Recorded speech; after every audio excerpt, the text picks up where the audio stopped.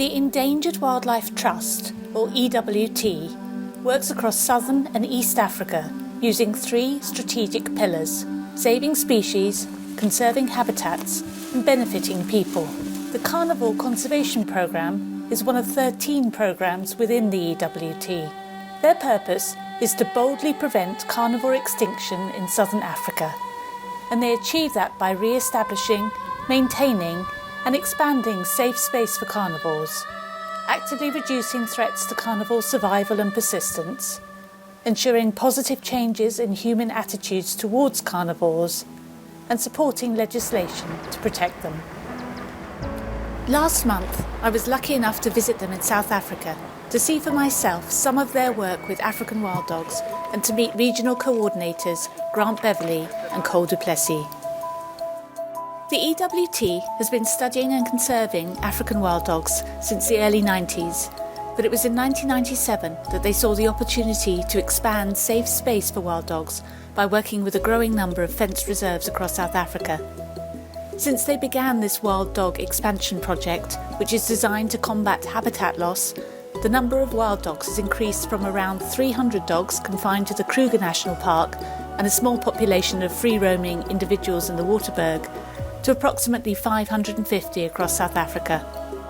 Their work has been so successful that they are now translocating second-generation dogs from their first translocations, and this is work we at Remembering Wildlife have been excited to be able to support this year.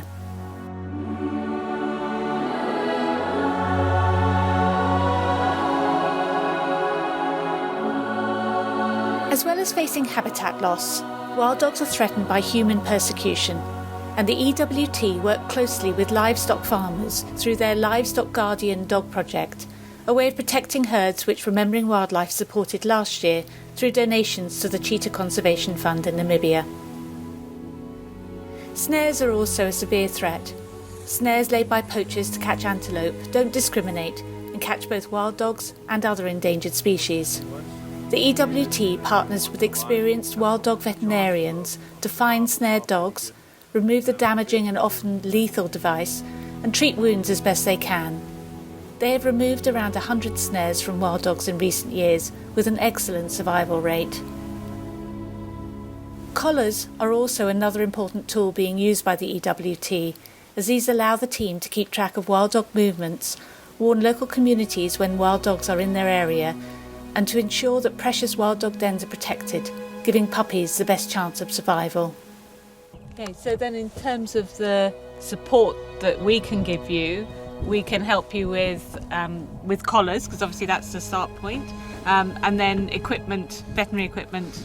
100%. Yeah, so I mean, it's essentially the kit that's required or the tools that are required for emergency response. So for snaring, or if they're breaking out of reserves and you need to catch them and relocate them back to the reserve, those which are always difficult to plan for as well. You don't know that you're going to have 10 snares in a year, you know, so that sort of slush fund, so to say, in order to mitigate the threats that they're facing is, in terms of the operational costs, often the most needed on the ground.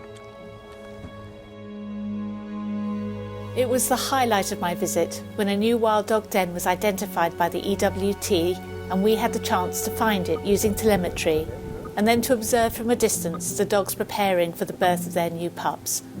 This really highlighted to me the fantastic work the EWT are doing in southern Africa to preserve the future for this most special species.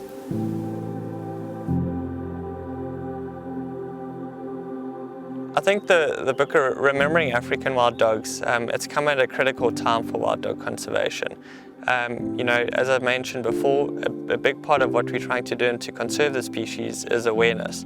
And this book really, you know, puts the African wild dogs in the spotlight that they've never really had before. And then obviously in terms of the donations and the massive support from the photographers and the people buying the books, it puts us into a position that we've never really been in before, to really like make a dent in you know, taking that proactive step forward and really conserving the species.